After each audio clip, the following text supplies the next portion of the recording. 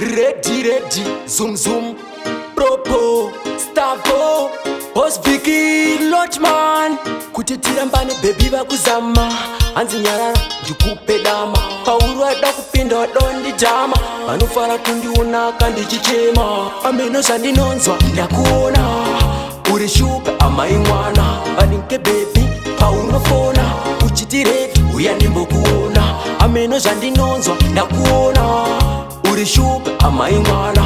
Vaninke baby, paunofona. Uchitire, uya ndimbokuona. Uri mweya wandofema, okche, ukaniramba. Handipinza pamawani, handiri wako kabente. Ndikaswera nsakuona ndinonzwa peni. Kwatiri vanodei baby vabvunze kuti tinodanana iwe vauze. Chida moyo amba yakada makwati, uri mumoyo pakati kati. Ameno zvandinonzwa ndakuona. Uri shuka amai mwana. Vanike baby paunofona. Uchitire uya ndimbokuona. Ameno zvandinonzwa ndakuona. Uri shuka amai mwana. Vanike baby paunofona. Uchitire uya ndimbokuona. Baby vanotaura I don't care. Newe takakwana baby tiripeya. Vanotanga kuti reva tapira gotsi. Iwe nyarara vanzwire tsitsi. Kuti tirambane baby vakuzama. Hanzi nyarara ndikupe dama. Pauru ada kupinda wadondi jama. Vanofara kundiona kandichichema. Ameno zvandinonzwa ndakuona. Uri shuka amai mwana. Vaninke baby paunofona. Uchitire uya ndimbokuona.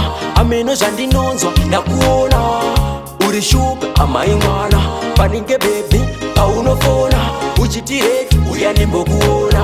Uri mweya wandofema okche, ukaniramba handipinza pamawani. Handiri wako kabente. Ndikaswera nsakuona ndinonzwa peni. Kwatiri vanodei baby vabvunze kuti tinodanana iwe vauze. Chida moyo amba yakada makwati, uri mumoyo pakati kati. Ameno zvandinonzwa ndakuona. Uri shuka amai mwana. Vanike baby paunofona.